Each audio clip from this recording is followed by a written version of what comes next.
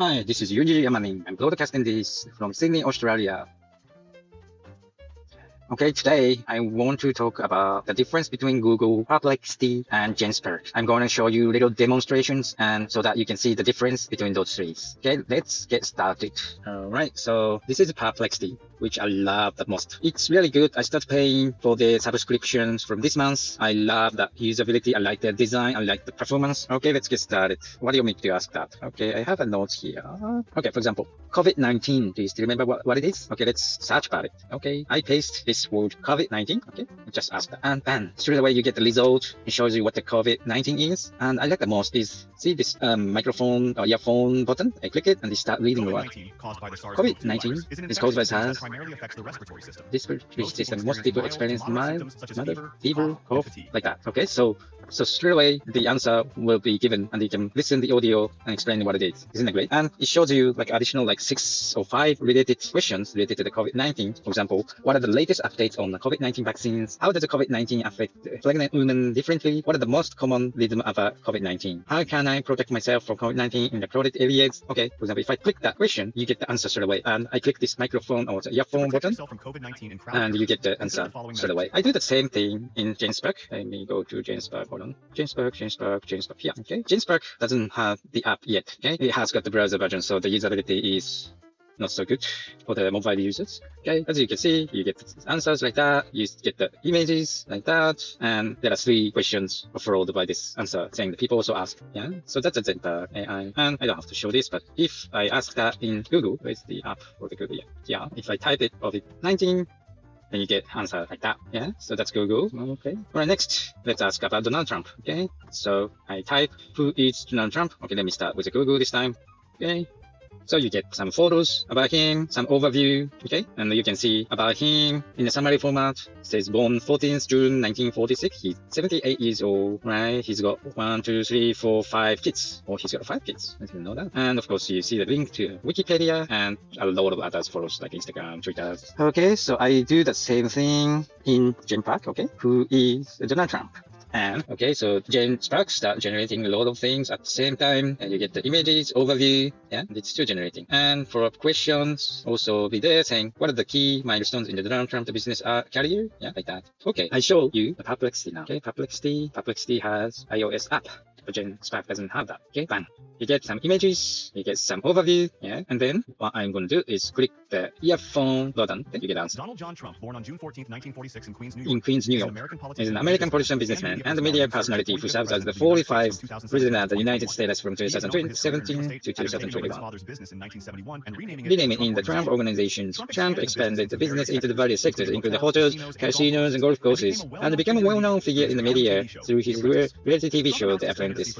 Yeah, and follow-up question will be there, like, what is the Donald Trump major achievement during his presidency? How did the Trump business career influence his political career? So on. Okay, all right, let's ask a few more questions. Okay, how about this question, which is, how many Japanese people in 10 years? Okay, let's ask that. I will ask that to GenSpark this time. Okay, how many Japanese people in 10 years? I ask that. They start generating multiple sources parallelically, and I can see some images, a chat. Oh, that's nice. The main chat, and they say as the mid-2024, Japanese population is estimated to be approximately 124 million. Okay, so my question is, how many people will be in 2034? Yeah, the answer for this is it's gonna be 4 to around 18 million people by that year. Okay, I can see a lot of charts and graphs, which is good. I can see some follow-up questions as well. It's not too bad. Okay, what's next? Let's ask the same question to Google. Okay, how many Japanese people will be in 2034 in 10 years? Yeah, then I got some results as you can expect. If you Google this kind of question, you get the answers. You have links to each websites. Yeah.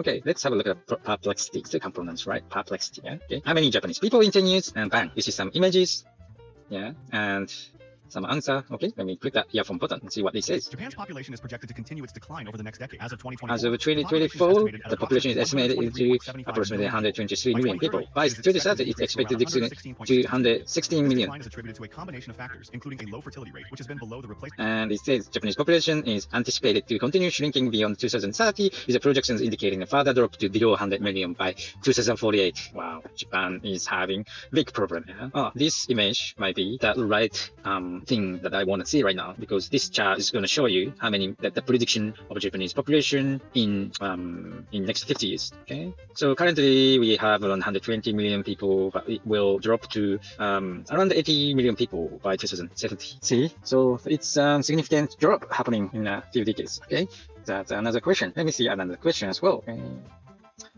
How about this? J-League result yesterday. Okay. So you can expect, if I ask that, Google is good at answering this kind of question. It shows you the result, the match result in Japan. Yeah? I can see FC Tokyo won against Nagoya 4-1, and Gamba Osaka lost against Urawa Reds. The score was 0-1. And Kashiwa Reysol lost against Jubilo Iwata, and more matches. Right? And then, where did it go? Gamba lost, Kashiwa lost, Nagoya lost, Shonan Bellmare lost, Kashima Antlers drew against Sanfrecce, Avista Blue lost against Machida Xavier, Constantine Sappho lost against Tokyo Valley, like that. Okay, let's ask that question to GenSpark. I hope GenSpark with the Apple iPhone as soon as possible. It's such a great service, but it's just can't use it much. Like the usability is not good if they just offer the service on the website. Okay, J-League result yesterday says on September 14th, there were no specific match results available. Okay, so look, GenSpark can't show you the data I was looking for, but it gives you some related links. If you click the links, I get the result. I know that, but GenSpark can just give you answers straight away. Okay, let's have a look. Perplexity. Okay. Asking the same question, which is J-League result yesterday. Let's have a look. Oh, good. Look, answer. Here are the results from J1 League matches played yesterday. Okay. Here are the results from the J1 League matches played yesterday. Kashiwa Reysol lost to Jubilo Iwata 0-2. Gamba Osaka was defeated by Urawa Reds 0-1. FC Tokyo secured the win against Nagoya 4-1. Vissel Kobe won against Cerezo Osaka 2-1. Kashiwa Kawasaki fronted edged out Saganto 3-1-2. Kyoto Purple Sanga defeated Yokohama Mariners 2-1. Tokyo Verde beat Sapporo 2-0. FC Machida Serbia trumped over Fukuoka 3-0. Kashima Antlers and Hiroshima and in 2-2 drew. Niga Alex won against Shonan Bellmare 3-1. Okay, Perplexity give you the answer like that. Well, let's have a look what ChatGPT can answer for this. I don't think ChatGPT can answer properly. Let's have a look. But it's researching on the website. Oh, Urawa Reds Diamond 2-2 against Vissel Kobe? No, Urawa Reds didn't play against Vissel Kobe yesterday. See, the Nagoya Grampus 1-0 Gamba Osaka. That's totally wrong. I think Urawa won against Gamba 1-0, and the Nagoya was lost against Yokohama Mariners or something like that, wasn't it? Let's have a look. What the answer? Yeah, okay, Gamba defeated by Urawa, so Urawa won against Gamba, right? And Nagoya, Kawasaki, Vissel won against Cerezo Osaka, and what's the Nagoya? And Hiroshima, Kawasaki, Niigata, Shonan. Oh, what happened to Nagoya?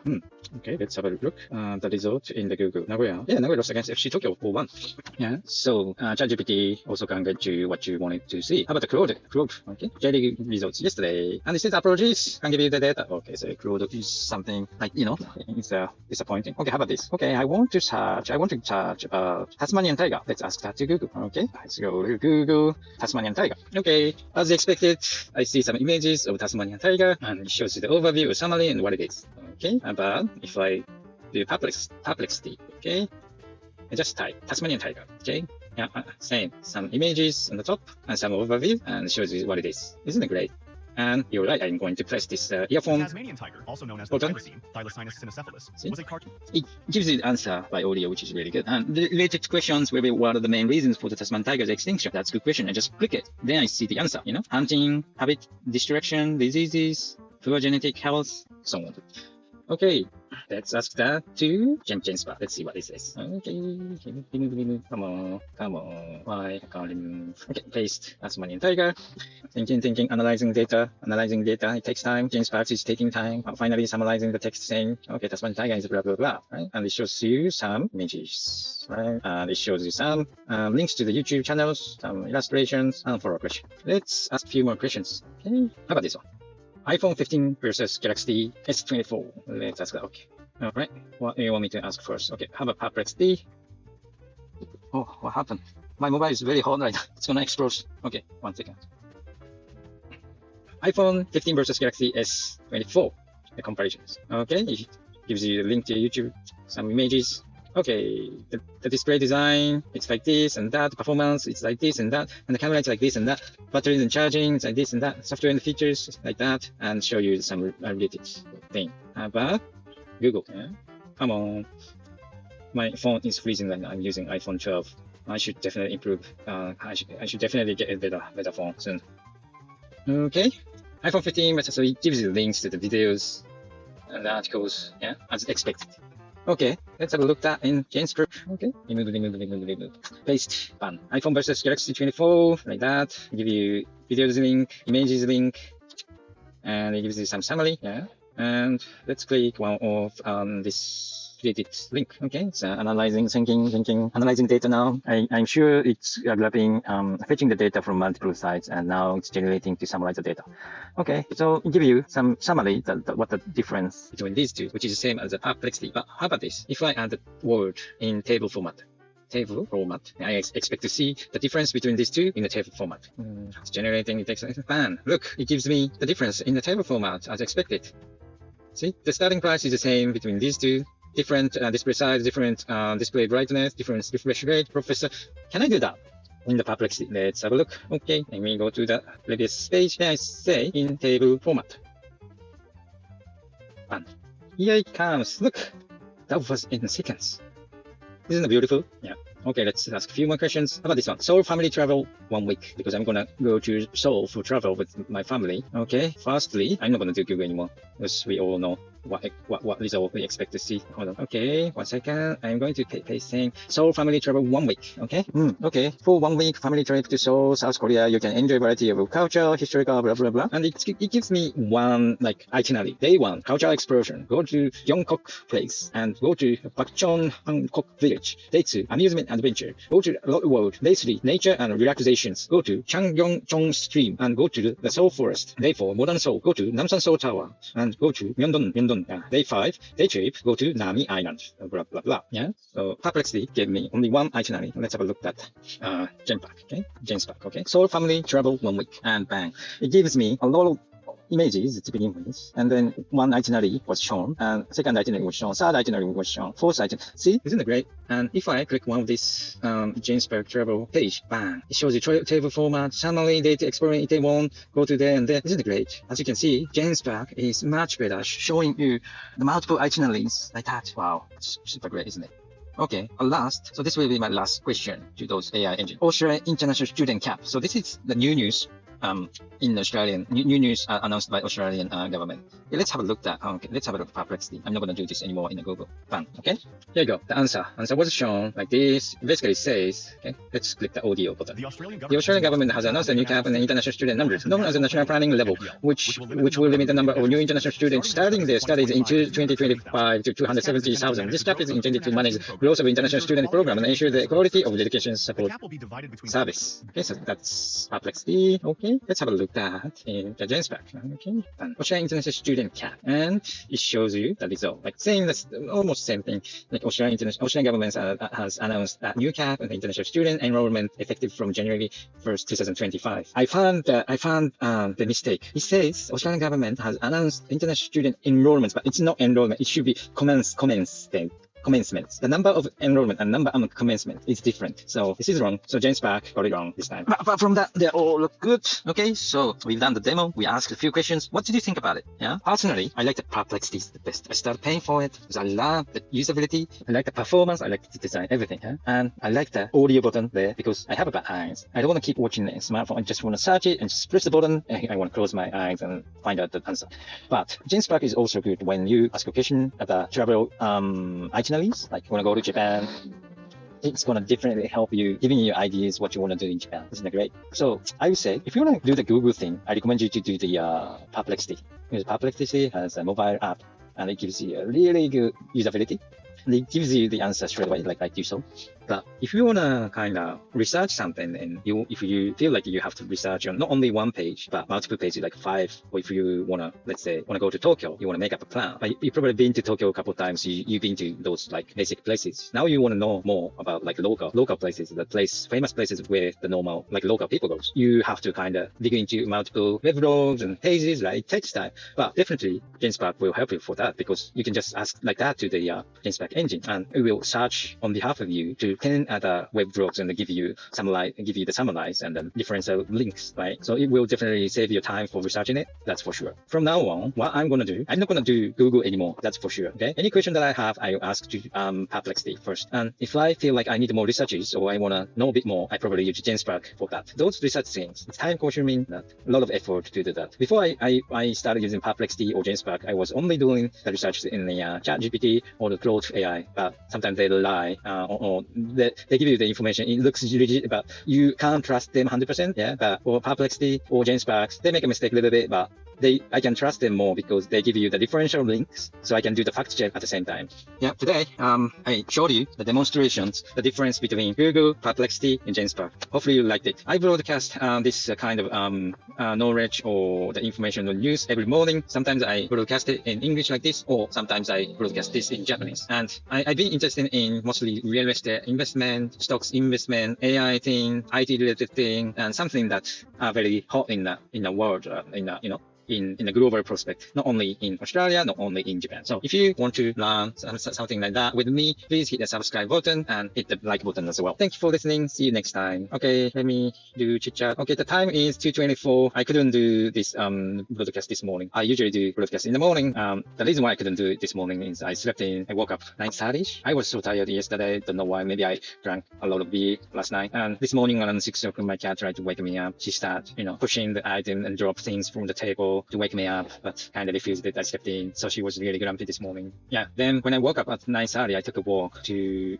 some park nearby, but it was super windy this morning. It's very windy today here in Australia. Yeah, super windy. I see many like leaves and everything is just sprang around this morning. I was gonna talk about this in the park, but too windy, so I thought the quality will be affected, so I didn't do that. The south has been picking up, as you can see. I think the wind is pushing the wave up. Let's have a look at the focus. It seems like it will be very good tomorrow morning. Maybe I should go for surf tomorrow or day after tomorrow. Can't wait for that. Yeah. Okay, I'm broadcasting from Sydney City today. It's next to the what's this park called? Next to Wentworth Park. Yeah, this is a place where I park my car on the weekend. It's free to park for 4 hours on the weekend, I think. So whenever I want to go to a city, I park here. I take like 20 minutes walk towards to the city. That's my hidden like parking place whenever I come to the city. Okay.